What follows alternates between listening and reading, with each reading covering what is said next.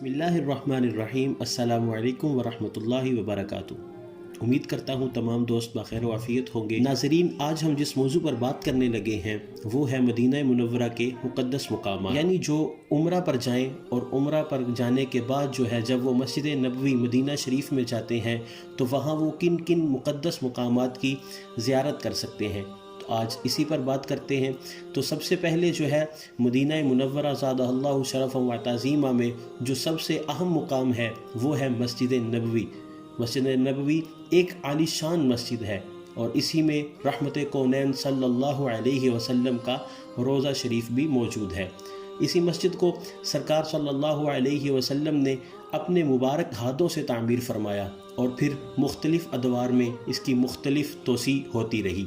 اس مسجد کے بے شمار فضائل ہیں اور اس مسجد میں ایک نماز پڑھنے کا جو ثواب ہے وہ 50,000 نمازوں کا ملتا ہے۔ اسی مسجد میں ایک اور مقدس مقام اصحاب صفہ کا چبوترا بھی موجود ہے، یعنی نبی کریم صلی اللہ علیہ وسلم جہاں صحابہ اکرام رضی اللہ تعالی عنہ کو بٹھا کر تعلیم دیا کرتے تھے وہ مقام بھی یہاں موجود ہے، اور بے شمار اصحاب صفہ بھی یہاں ہی بیٹھ کر اس مقدس مقام پر بیٹھ کر رسول اللہ صلی اللہ علیہ وسلم سے علم حاصل کیا کرتے تھے۔ اسی مسجد میں ریاض الجنہ بھی موجود ہے۔ جی ہاں، ریاض الجنہ وہ مقام ہے جس کے بارے میں نبی کریم صلی اللہ علیہ وسلم نے ارشاد فرمایا کہ میرے ممبر اور میری قبر مبارک کے درمیان جو حصہ ہے وہ ریاض الجنہ ہے، یعنی جنت کے باغوں میں سے ایک باغ ہے۔ بے شمار لوگ جو ہیں وہاں جانے کی چاہت رکھتے ہیں، وہاں نماز اور نوافل ادا کرتے ہیں اور رحمت الہی کے مزے لوٹتے ہیں۔ مدینہ منورہ میں ایک اور بہت ہی مقدس مقام یعنی جنت البقیع ایک قبرستان ہے، جس قبرستان میں بے شمار صحابہ اکرام کے مزارات موجود ہیں۔ حضرت سیدہ فاطمہ رضی اللہ تعالی عنہ کا مزار بھی اسی مقدس قبرستان میں ہے۔ سیدنا عثمان غنی رضی اللہ تعالی عنہ کا مزار بھی اسی میں موجود ہے، اور بے شمار مسلمان یہ چاہت رکھتے ہیں کہ ہمیں بھی جنت البقیع میں مدفن نصیب ہو جائے، اس لیے کہ روایات سے ملتا ہے رسول اللہ صلی اللہ علیہ وسلم نے ارشاد فرمایا کہ تم میں سے جس سے ہو سکے وہ مدینے میں مرے، کیونکہ میں مدینے میں مرنے والوں کی شفاعت کروں گا۔ اسی مسجد میں ہی حضرت فاطمہ رضی اللہ تعالی عنہا کا گھر مبارک بھی موجود ہے، جہاں نبی کریم صلی اللہ علیہ وسلم تشریف لایا کرتے تھے اور حضرت فاطمہ رضی اللہ تعالی عنہا رہا کرتی تھی۔ مدینہ منورہ میں ایک اور مقدس مکان ابو ایوب انصاری رضی اللہ تعالی عنہ ہے۔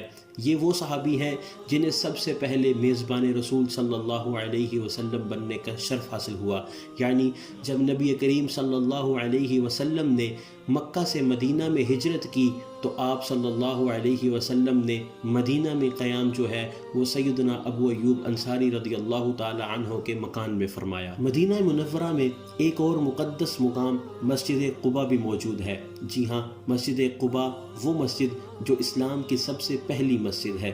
مسجد قباء رسول اللہ صلی اللہ علیہ وسلم نے خود اپنے ہاتھوں سے تعمیر فرمائی۔ یہ تقریباً مدینہ منورہ سے 3 کلومیٹر جنوب مغرب کی طرف قباء نامی ایک بستی میں واقع ہے۔ قرآن کریم نے اور احادیث صحیحہ میں اس مسجد کے بہت سے فضائل ذکر کیے گئے ہیں، چنانچہ اس بارے میں رسول اللہ صلی اللہ علیہ وسلم نے ارشاد فرمایا کہ مسجد قباء میں نماز پڑھنا عمرے کے برابر ثواب ہے، اور رسول اللہ صلی اللہ علیہ وسلم نے اس بارے میں ارشاد فرمایا کہ جس شخص نے اپنے گھر میں وضو کیا پھر مسجد قباء میں جا کر نماز پڑھی تو اسے عمرے کا ثواب ملے گا۔ عاشقان رسول مسجد النبوی سے ایک درمیانی چال چل کر پیدل تقریباً 40 منٹ میں مسجد قباء پہنچ سکتے ہیں۔ حضور انور صلی اللہ علیہ وسلم ہر ہفتے کبھی پیدل تو کبھی سواری پر مسجد قباء تشریف لے جایا کرتے تھے۔ مدینہ منورہ میں ایک اور بہت ہی پیاری مسجد جمعہ ہے۔ یہ وہ مسجد ہے جس میں مسلمانوں نے سب سے پہلے جو ہے جمعہ کی نماز ادا کی، اور اس کے علاوہ مسجد قبلتین یہ وہ مسجد ہے جہاں نبی کریم صلی اللہ علیہ وسلم کی خواہش پر اللہ تبارک و تعالی نے قبلہ کو تبدیل فرما دیا تھا۔ اس کا واقعہ جو ہے کچھ یوں تھا کہ ایک مرتبہ نبی کریم صلی اللہ علیہ وسلم مسجد قبلتین میں نماز ادا فرما رہے تھے تو آپ صلی اللہ علیہ وسلم کے دل میں یہ خیال آیا کہ ہمارا قبلہ جو ہے وہ کعبہ معظمہ کو ہونا چاہیے۔ چنانچہ اسی وقت اللہ تبارک و تعالی نے حضرت جبرائیل علیہ السلام کے ذریعے یہ وحی بھیجی کہ اے محبوب اپنا قبلہ تبدیل فرما لیجئے۔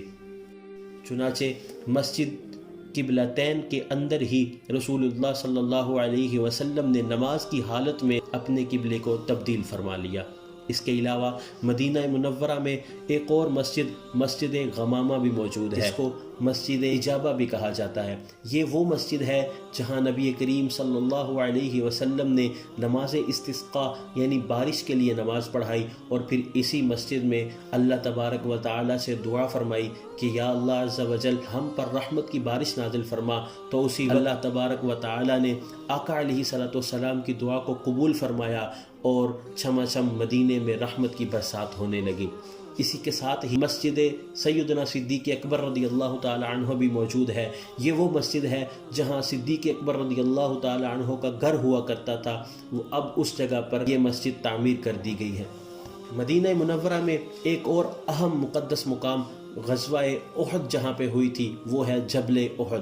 جبل احد یہ وہ مقام ہے جس کے بارے میں رسول اللہ صلی اللہ علیہ وسلم نے ارشاد فرمایا کہ احد ہم سے محبت کرتا ہے اور ہم اس سے محبت کرتے ہیں۔ یہ مدینہ منورہ میں ہی موجود ہے اور اسی کے دامن میں غزوہ احد جو ہے وہ ہوا تھا، یعنی مسلمان اور کفار کے درمیان جو ایک معرکہ غزوہ احد کے نام سے مشہور ہے وہ یہیں پر ہوا تھا۔ اب شہدائے احد رضی اللہ تعالی عنہم جو وہاں شہید ہوئے تھے ان سب کے مزارات بھی اسی میدان میں موجود ہیں، اور سیدنا امیر حمزہ رضی اللہ تعالی عنہ رسول اللہ صلی اللہ علیہ وسلم کے جو چچا ہیں ان کا مزار مبارک بھی اسی میدان میں موجود ہے۔ مدینہ منورہ میں ایک اور مقدس مقام سقیفہ بن بنی سعدہ کا ایک باغ ہے۔ یہ باغ مسجد نبوی کے قریب ہی واقع ہے۔ یہ وہ مقدس مقام ہے جہاں سرکار دو عالم صلی اللہ علیہ وسلم کے وصال ظاہری فرمانے کے بعد مسلمانوں نے جمع ہو کر سیدنا صدیق اکبر رضی اللہ تعالی عنہ کی بیعت کی تھی۔ یہ مقدس مقام بھی وہیں پر موجود ہے۔